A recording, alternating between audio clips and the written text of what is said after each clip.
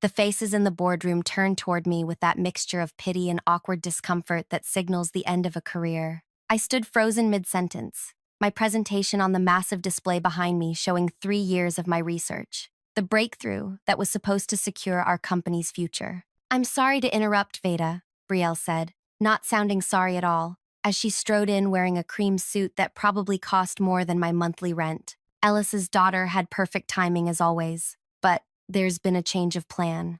I watched her glide to the front of the room while my body went numb, fingers still hovering over my clicker. The 6 investors, who minutes earlier had been nodding along to my presentation, now straightened in their chairs, their attention completely redirected. "My father asked me to share some exciting news," Brielle continued, not even glancing my way. "We've developed an alternative approach that shows significantly better market potential." My throat closed as she pulled up her own presentation, effortlessly minimizing mine with a casual gesture that seemed to mirror what she was doing to my entire existence. The room's attention shifted completely as my work disappeared from view. "We don't need your ideas anymore," she said to me, her voice low enough that only I could hear as she passed by, then louder, to the room. "Veda's work laid important groundwork, but we're taking a more innovative direction." I stood there, invisible now, as she showed slides that looked suspiciously like concepts I'd discussed during late nights in the lab. Concepts I'd never formally presented but had written in my personal notebooks. Concepts that somehow now belonged to her. When she finished, the room erupted in applause. Kieran, our lead investor, actually stood up. "This is exactly what we hoped to see," he said, beaming at Brielle. "Much more commercially viable." I packed my laptop with mechanical movements as they discussed funding rounds and expansion plans. Nobody noticed when I slipped my keycard out of my wallet and placed it on the table. I caught Ellis's eye as I headed for the door. The CEO who'd once told me I was the future of his company now looked through me like I was already gone. "Enjoy the funding," I said quietly, my voice steadier than I felt. It was only when I reached my car that the shaking started. I gripped the steering wheel, trying to process what had just happened. 3 years of work, my innovation, my future, and most crushing of all, they didn't even need me to explain it. Brielle had studied my work closely enough to present it as her own. I drove home in a daze, already calculating what I needed to withdraw before Ellis realized what I'd done. I had 48 hours at most. Before we continue, if you're enjoying this story, please hit that like button and subscribe to the channel. Your support means everything, and I promise the revenge coming up is worth sticking around for. Drop a comment about what you think Veda should do next. I love reading your theories. My name is Veda. I'm not what most people picture when they think scientific innovator. I don't have advanced degrees from prestigious universities or family connections in the industry. What I do have is an almost supernatural ability to see patterns others miss, and the stubborn persistence to follow them to their conclusion. I grew up watching my mother clean other people's homes, studying at whatever desk or table was available in whatever apartment we could afford that month. I clawed my way through college on scholarships and waitressing tips. When most students were sleeping, I was in labs, assisting on research that never bore my name. Ellis hired me 4 years ago despite my unconventional background, or perhaps because of it. "Fresh perspectives create breakthroughs," he'd said during my interview, seeming genuinely impressed by my self-taught approach to molecular biology. For 3 years, I worked 16-hour days developing a method to stabilize volatile compounds that could revolutionize how we deliver targeted medications to the body. It wasn't just a job, it was my life's work, the innovation that would finally prove I belonged. I never saw Brielle coming. She arrived 8 months ago, fresh from some European business school, installed in the corner office with a made-up title, Strategic Innovation Director.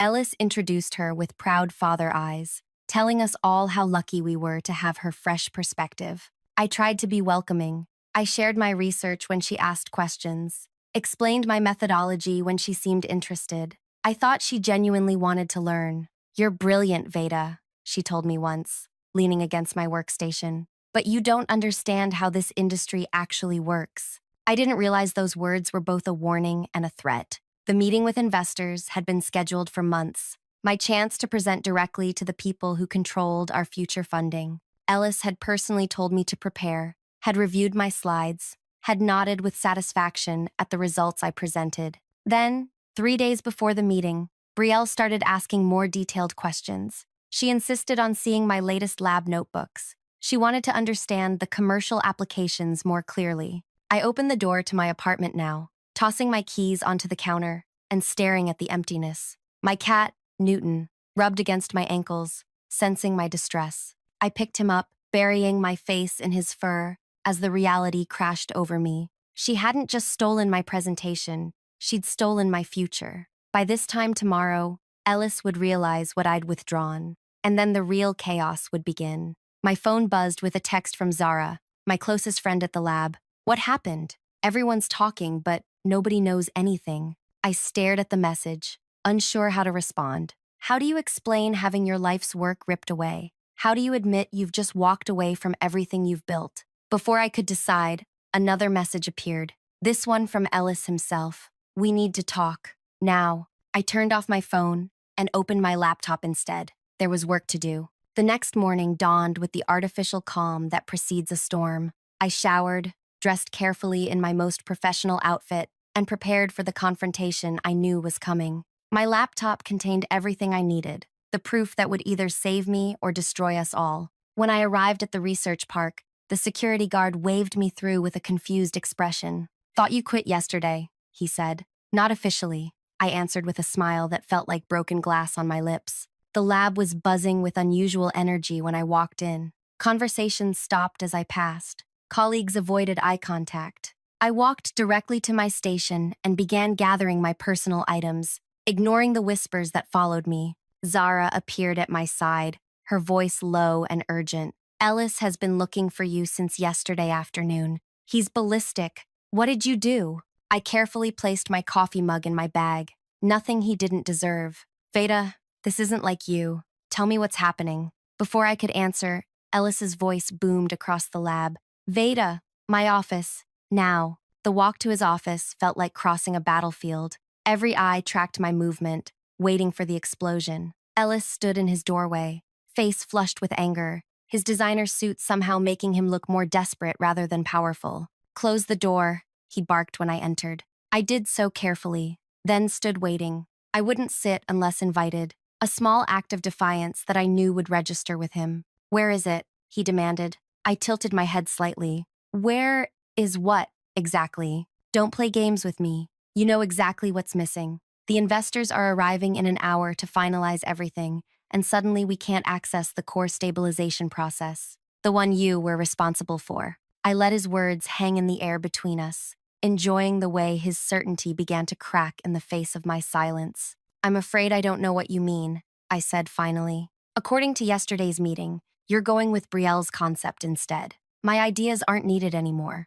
Ellis's face darkened. Her concept relies on your stabilization process, which is suddenly incomplete in our systems. What did you remove? I smiled then, the kind of smile that comes from knowing you hold all the cards, while your opponent has just realized they've been bluffing with nothing. I didn't remove anything from company systems, Ellis. That would be unethical, and possibly illegal. Then explain to me why we can't replicate your results this morning. The investors are expecting a demonstration in 60 minutes. The door opened behind me, and Brielle swept in, her confidence from yesterday replaced with barely contained panic. Daddy, the lab team can't. She stopped short when she saw me. What is she doing here? I turned to face her, maintaining my calm. I came to collect my things, since you made it clear yesterday that my ideas aren't needed anymore. Brielle looked from me to her father and back again. You did something. We can't get the stabilization process to work. That's unfortunate, I said, adjusting my bag on my shoulder. Have you tried following your own innovative approach? The one you presented yesterday? The color drained from her face. You know, I was building on your work. Did I? That wasn't mentioned in your presentation. In fact, I believe you specifically said you'd developed an alternative approach. Ellis stepped forward. Enough games. The investors will be here soon. Fix this, and we can discuss compensation, a promotion, whatever you want. I looked at him directly. I'm afraid I can't help you, Ellis. As I said, I didn't remove anything from company systems. Everything I developed while employed here remains intact. Then why isn't it working? Brielle hissed. I checked my watch deliberately. Perhaps because science requires understanding, not just slides and buzzwords. I moved toward the door. Now, if you'll excuse me, I have a meeting of my own to attend. Ellis moved to block my path. You're not going anywhere until you fix this. I kept my expression neutral as I looked up at Ellis. Are you physically preventing me from leaving? Because that would create a whole different set of problems for you. The implied threat hung between us. Ellis was many things: ruthless, calculating, privileged, but he wasn't stupid. After a moment, he stepped aside. His jaw clenched so tight I could almost hear his teeth cracking. This isn't over, he said. Actually, it is, I replied, walking past him. I quit yesterday, remember? When your daughter announced that my ideas weren't needed anymore. I felt their stares burning into my back as I walked through the lab. Colleagues who had been whispering minutes earlier now watched in stunned silence. Most would never dare to stand up to Ellis. His reputation for crushing opposition was legendary. As I reached the main door, Brielle's voice rang out, high and strained. She sabotaged us. She must have. I didn't turn around. I didn't need to see the expressions to know the damage was spreading. Doubt, confusion, fear. The investors would arrive to find chaos instead of confidence. The perfect presentation Brielle had delivered yesterday would crumble when they asked for demonstrations. Outside, I took my first deep breath since entering the building. The morning air felt cleansing after the suffocating tension. I checked my phone. 3 missed calls from unknown numbers, and a text from Zara. What just happened? I got into my car but didn't start it immediately. Instead, I watched the main entrance, waiting. 5 minutes later, Kieran arrived with 2 other investors. Their expensive cars and confident strides spoke of people accustomed to being catered to. They had no idea they were walking into a disaster. Another 10 minutes passed before my phone rang, a number I didn't recognize. I let it go to voicemail. 30 seconds later, it rang again. Same number. This time, I answered. Veda speaking. This is Kieran Walsh. His voice was tight, controlled. We need to talk. I'm listening. Not over the phone. Where are you? I looked at the glass building gleaming in the morning sun. Close by. Meet me at the coffee shop across the street. 5 minutes. He hung up without waiting for my response. I smiled at my reflection in the rearview mirror. Right on schedule. When I entered the coffee shop, Kieran was already seated in a corner booth, as far from other customers as possible. His normally immaculate appearance showed signs of strain, tie slightly askew, a faint sheen of sweat on his forehead. I ordered a coffee before joining him, taking my time, establishing control of the interaction through unhurried movements. What happened in there? He demanded, when I finally sat down. I sipped my coffee. You'll have to be more specific. Don't play games, Veda. Yesterday, Brielle presents a revolutionary stabilization process. Today, nobody can make it work, and Ellis looks like he's about to have a stroke. That sounds stressful for them. Kieran leaned forward. 6 investors are ready to commit $80 million in funding, but not if this is smoke and mirrors. I nodded thoughtfully. Interesting dilemma. What do you want? He was direct now, recognizing negotiation when he saw it. Want to fix this. To make the process work, like it did in all the preliminary reports we reviewed. I'm not employed there anymore. That can change. He pulled out his phone, scrolling briefly. Your salary was what, $110,000? We can triple that, plus stock options. I shook my head. You're negotiating for the wrong company, Kieran. His eyes narrowed. What does that mean? It means I'm not interested in going back to work for Ellis. Then what do you want? I took another sip, letting him wait for my answer. You're investing in a specific innovation, correct? A molecular stabilization process that allows for targeted delivery with minimal degradation? Yes. And you've verified that this process works? That it's reproducible? He shifted uncomfortably. The preliminary data was compelling, but this morning, suddenly nobody can make it work. I said, doesn't that concern you? It would concern me more if I didn't think you were behind it somehow. I smiled. That's quite an accusation. Am I wrong? Let me ask you something, Kieran. In yesterday's presentation, who did Brielle say developed this process? He frowned, thinking back. She presented it as the company's innovation, her team's work. Her team. I nodded slowly. Interesting. His expression changed as understanding dawned. I'm saying you should be very careful about where you put $80 million. I stood up, leaving my coffee half finished. Especially when the person presenting can't actually deliver what they're selling.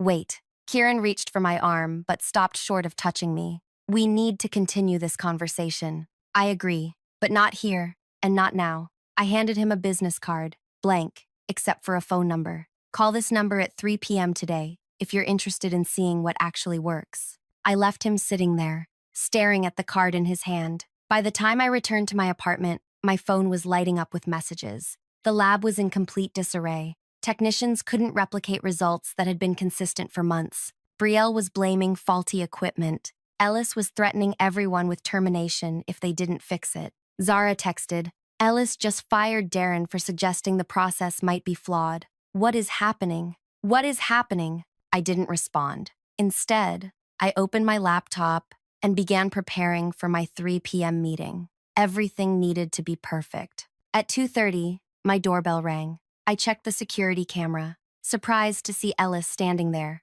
alone. His car idled at the curb, no driver visible. He'd come himself. I considered ignoring him but decided against it. This confrontation was inevitable. When I opened the door, he looked older than he had that morning. The powerful CEO was showing cracks. May I come in? His voice lacked its usual commanding tone. I stepped aside, allowing him entry, but saying nothing. He glanced around my modest apartment, taking in the stacks of scientific journals, the small desk cluttered with notes, the cat watching warily from atop a bookshelf. The investors walked out, he said finally. I'm sorry to hear that. No, you're not. There was no anger in his voice now, just exhaustion. You planned this. I planned nothing, Ellis. I simply quit after being publicly humiliated and having my work stolen. He winced at my directness. Brielle was overzealous. She shouldn't have presented without acknowledging your contributions. Contributions? I laughed, the sound harsh even to my own ears. That's an interesting way to describe creating the entire process. We can fix this, he said, moving to sit on my sofa without invitation. Come back. Full credit. Higher position. Name your terms. I studied him, this man who had once represented opportunity to me. Why would I trust you now? Would I trust you now? Because without you, we lose everything. The company, the funding, everything we've built. You mean everything I built while you took the credit? He flinched but didn't deny it. What do you want, Veda? I want you to leave. Be reasonable. We both lose if you. No, Ellis. Only you lose. I glanced at my watch. I have a meeting to prepare for. His face darkened. With who? That's not your concern anymore. He stood, anger replacing fatigue. You can't take our research to competitors. Everything you developed belongs to the company. I didn't take anything that belongs to the company, Ellis. I promise you that. His eyes narrowed. Then why can't we make it work? I opened the door, indicating our conversation was over, perhaps because science is complex, and not everything can be stolen with a flashy presentation. As he stepped toward the door, his phone rang. He checked it, his expression shifting from anger to concern. We're not finished, he said, answering the call as he walked out. I closed the door behind him, leaning against it for a moment. My hands trembled slightly. Confrontation had never been my strength, but I was beyond caring about comfort now. At 3 p.m., exactly, my phone rang. Hello, Kieran, I answered. Have you decided if you're interested in seeing something that actually works? I'm listening, he replied, but I'm not alone.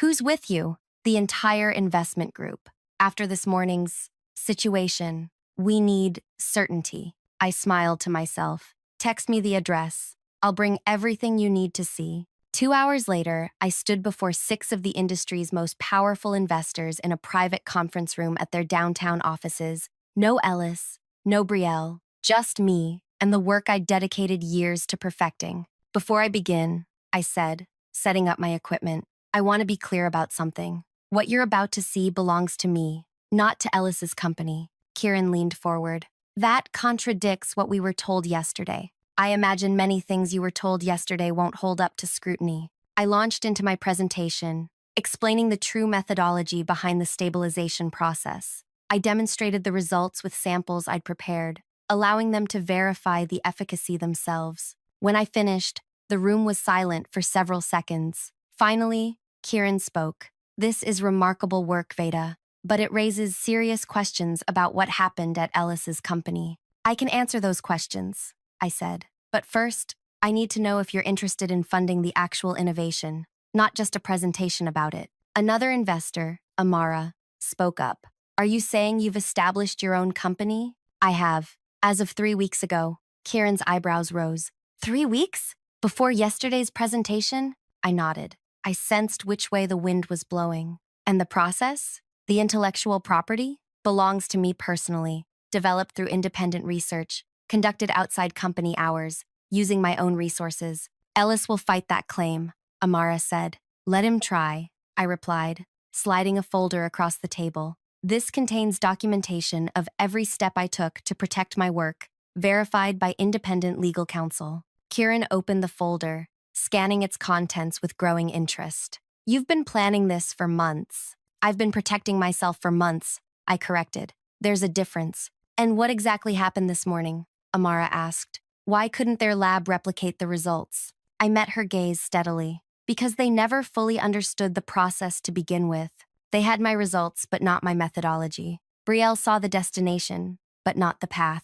That's devastating for them, Kieran said slowly. Yes, I agreed. It is. The investors exchanged glances, a silent conversation happening above the polished conference table. I remained standing, calm despite the butterflies in my stomach. This moment would determine everything. We need to discuss this privately, Kieran finally said. I nodded, gathering my materials. Of course. No, Amara interrupted, raising her hand. Stay, please. I have more questions. I paused, caught between the impulse to give them space and the need to maintain momentum. Your documentation shows you developed this innovation independently, she continued, tapping the folder. But you were employed by Ellis during this time. Most contracts have clauses about intellectual property. Mine did as well, I acknowledged, which is why I was careful to develop the critical components on my own time, with my own equipment. The lab results they have show a version that works, but not the refined process I've developed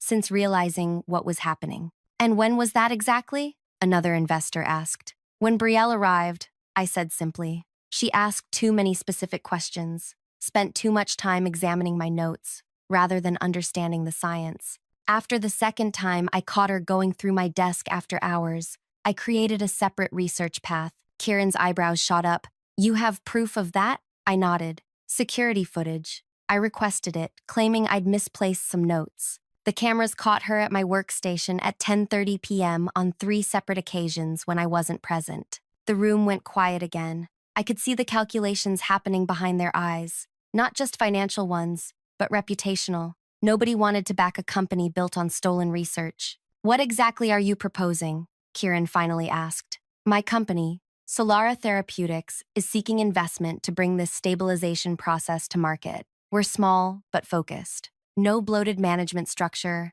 no nepotism, just scientists who understand what we're building. And your team is? Currently 4 people, including myself, all experts who left Ellis's company in the past year due to. I paused, choosing my words carefully. Leadership concerns. Amara nodded slowly. You've been planning your exit strategy for some time. I've been protecting my work. I corrected again. The exit became necessary when it became clear my contributions wouldn't be respected or acknowledged. One of the quieter investors leaned forward. What makes your process different from what we saw yesterday? In layman's terms. I appreciated the question. This was my element, the science itself, not the politics around it. Imagine trying to deliver medicine to a specific part of the body. Traditional methods are like throwing darts blindfolded. Some might hit the target, but most scatter elsewhere, causing side effects. My process creates what you might call a guided missile system. The medication remains stable until it reaches exactly where it's needed, then activates precisely. And the applications? Cancer treatment initially, delivering chemotherapy directly to tumors without damaging surrounding tissue. Eventually, the platform could work for neurological conditions, autoimmune disorders, anywhere we need targeted treatment. The energy in the room shifted. This wasn't just about corporate drama anymore. It was about potential that transcended it. We need to verify your claims independently, Kieran said, his voice carrying new respect. I welcome that, I replied. In the meantime, Amara added, I suggest we pause our discussions with Ellis's company. The meeting concluded with handshakes and promises of follow-up discussions. As I packed my presentation materials, Kieran approached me privately. Ellis called me 6 times today, he said quietly. I continued organizing my papers, That's unfortunate. He claims you stole research. That would be projection on his part. Kieran studied me for a moment. You knew this would happen. All of it. I met his gaze. I knew what kind of people I was dealing with. The rest was just paying attention. As I left the building, my phone vibrated with a text from Zara. Total meltdown happening. Ellis firing people left and right.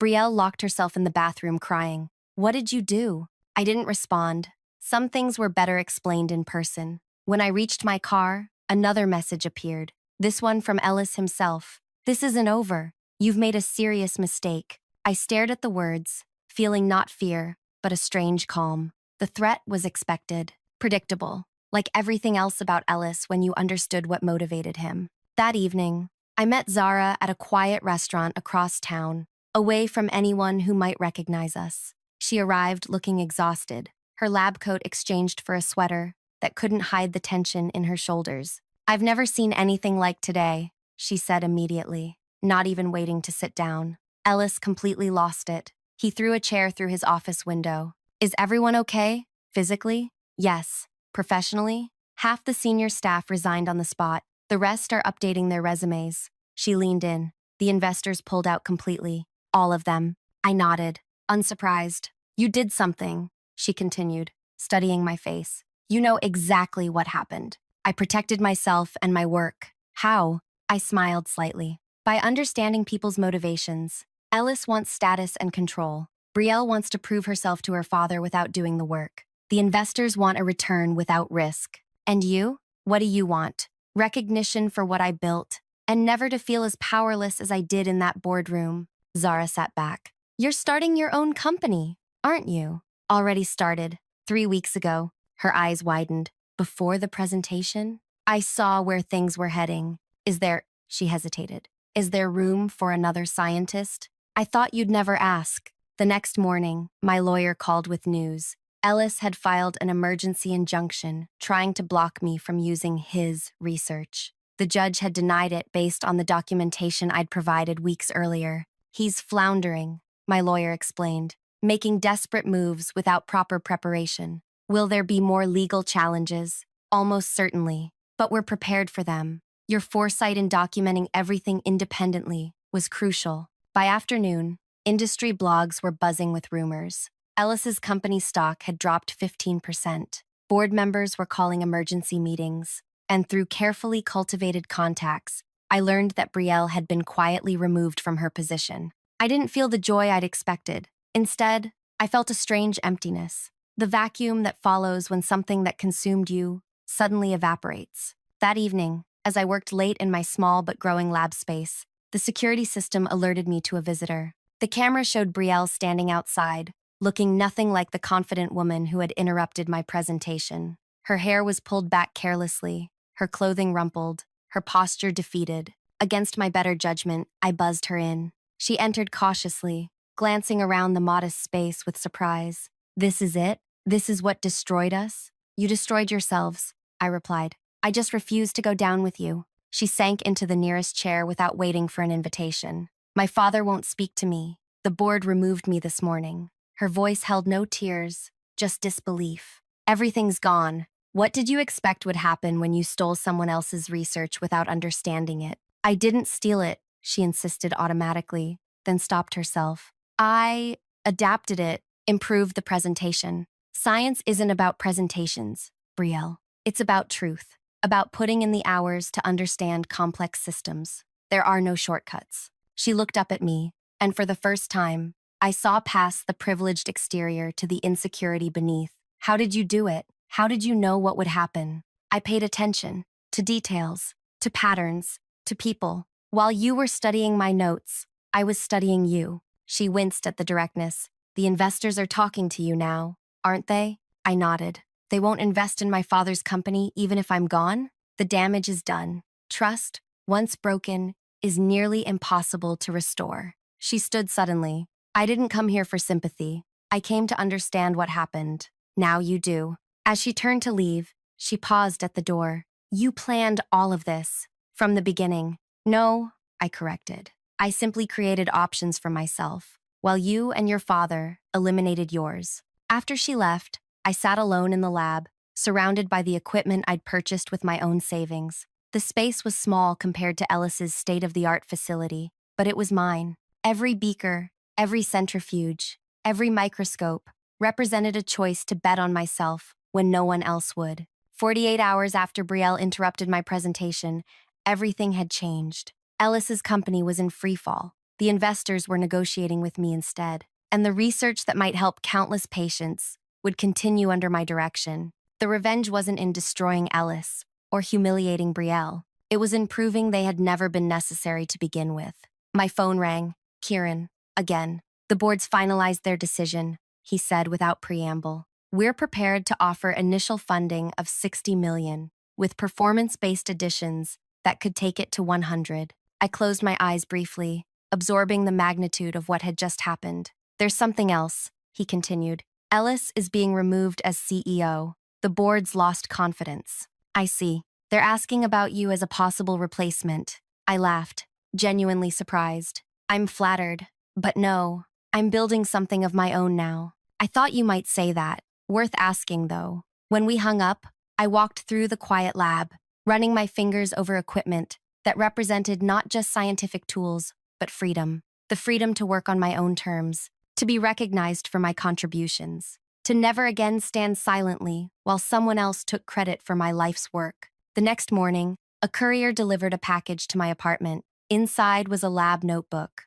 my original one, the one that had disappeared from my desk months earlier. A small note accompanied it, written in Ellis's distinctive handwriting. You've won. Was it worth it? I closed the notebook, feeling the weight of years of work in my hands. Was it worth it? The question lingered as I prepared for my day, for investor meetings, for the beginning of something new. The answer came later that afternoon when I walked into our expanded lab space, where Zara and 2 other scientists were already setting up equipment. They looked up as I entered, their faces showing something I'd rarely seen directed at me in Ellis's company: respect. Ready to change the world? I asked. Their answering smiles told me everything I needed to know. Yes, it was worth it. If this story resonated with you, please hit that like button and subscribe for more tales of justice served. Have you ever had to stand up for yourself against someone who tried to take credit for your work? Share your experiences in the comments below. I read every single one. And remember,